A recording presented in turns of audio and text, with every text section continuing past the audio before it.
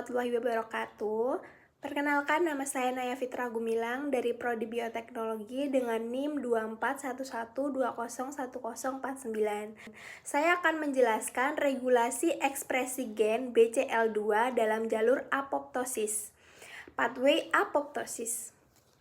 Apoptosis adalah kematian sel terstruktur yang terjadi secara teratur untuk menjaga keseimbangan sel di dalam tubuh. Apoptosis dapat terjadi melalui dua jalur utama, yaitu jalur ekstraksik melalui DIT reseptor dan intrinsik melalui kerusakan internal sel. Pada jalur intrinsik, proses ini dikendalikan oleh keseimbangan antara keluarga protein BCL2 yang terjadi dari kelompok anti-apoptotik seperti BCL2 dan kelompok pro-apoptotik seperti BAX dan BAK. Perbedaan aktivitas kedua kelompok protein ini akan menentukan apakah sel akan tetap hidup atau menjalani kematian terprogram, yaitu apoptosis itu.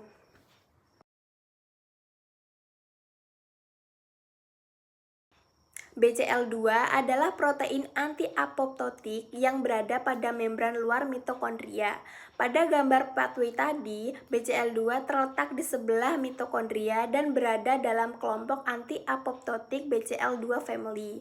BCL2 berfungsi untuk mencegah pelepasan sitokrom C dari mitokondria. Jika sitokrom C tidak keluar, maka apoptosom tidak terbentuk, sehingga caspase 9 tidak terbentuk dan apoptosis tidak terjadi. BCL2 sebagai anti-apoptotik protein. BCL2 bekerja dengan mengikat dan menahan protein BAX dan BAK. Normalnya, BAK dan BAX akan membentuk protein pada membran mitokondria sehingga sitokrom C keluar.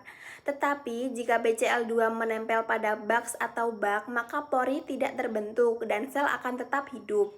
Jadi, semakin tinggi BCL2, sulit sel mengalami apoptosis.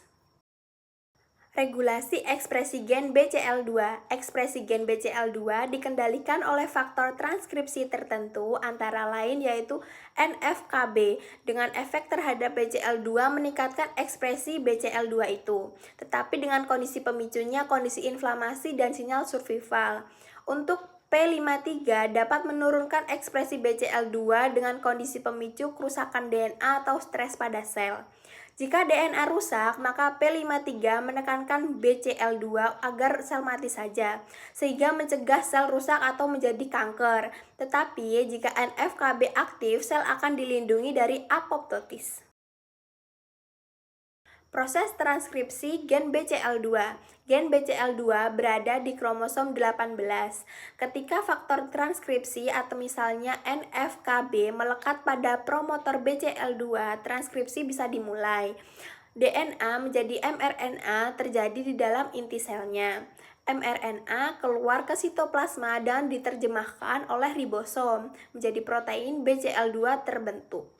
Protein BCL2 kemudian ditargetkan ke membran luar mitokondria untuk menjalankan fungsinya. Hubungan BCL2 dengan protein lain. BCL2 dapat menghambat protein BAX dan BAK, sehingga jika BCL2 lemah, maka protein BAX dan BAK akan aktif sehingga sitokrom C keluar dan caspase 9 akan aktif sehingga terjadinya apoptosis. Tetapi jika BCL2 kuat, maka protein BAX dan BAK tidak aktif sehingga apoptosis akan dicegah. Dampak perubahan ekspresi gen BCL2 dengan kondisi yang pertama BCL2 terlalu tinggi, dampaknya yaitu sel itu sulit untuk mati sehingga memicu tumbuhnya kanker dan resistensi terhadap obat kemoterapi.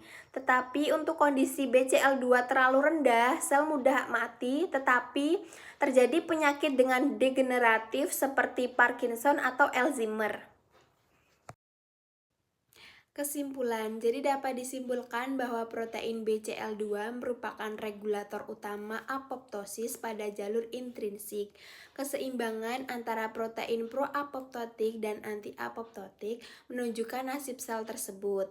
Regulasi ekspresi gen BCL2 sangat penting dalam kesehatan sel dan menjadi target terapi banyak penyakit terutama kanker.